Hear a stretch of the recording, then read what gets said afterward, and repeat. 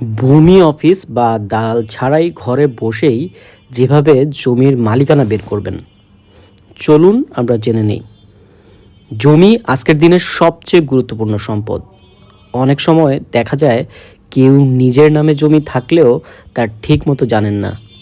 এমন পরিস্থিতিতে অনলাইনে সহজভাবে জমির মালিকানা এবং খতিয়ান জানা সম্ভব।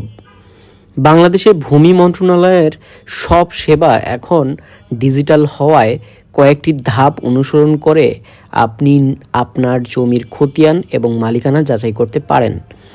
খতিয়ান বা পর্চা হলো সরকারি দলিল, যা জমির মালিকানা ও অন্যান্য তথ্যের প্রমাণ হিসেবে ব্যবহৃত হয়।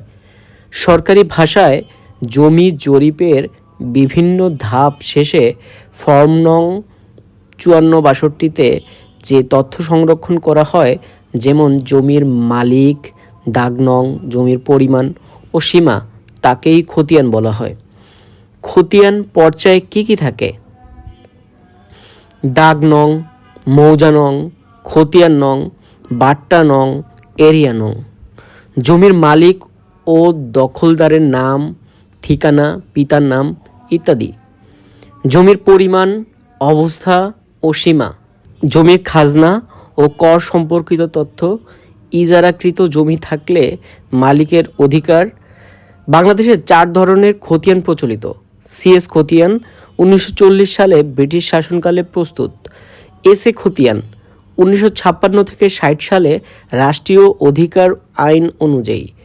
আরএস খতিয়ান বাংলাদেশের সরকার 144 ধারা অনুযায়ী প্রস্তুত।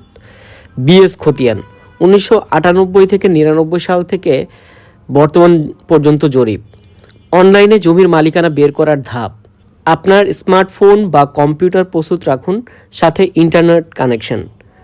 ভূমি রেকর্ড ও জরিপ অধিদপ্তরের সরকারি ওয়েবসাইটে যান, অর্থাৎ dlrs.gov.bd-তে। খতিয়ান তথ্য অনুসন্ধান অপশনে গিয়ে ফর্ম পূরণ করুন। সঠিক তথ্য দিয়ে আপনার খতিয়ান এবং মালিকানা যাচাই করুন। কেন জমির মালিকানা বের করা জরুরি? জমি ক্রয় করার আগে মালিক নিশ্চিত করতে, প্রতারক ও নকল দলিল থেকে নিজেকে রক্ষা করতে, মৃত ব্যক্তির জমি ক্রয়ে ওয়ারিশদের সম্ভাব্য দাবি থেকে নিরাপদ থাকতে। অফলাইনে নিকটস্থ ভূমি অফিস থেকেও খতিয়ান, পর্চা এবং জমির মালিকানা সম্পর্কিত বিস্তারিত তথ্য পাওয়া সম্ভব। অনলাইনে জমির মালিকানা ও খতিয়ান বের করা এখন সহজ ও নিরাপদ। আপনার নিজের বা পরিবারের জমি সম্পর্কে নিশ্চিত হতে বা জমি ক্রয়ের আগে যাচাই করতে এই নিয়মগুলো অনুসরণ করুন। আজকে এই পর্যন্তই। আসসালামু আলাইকুম।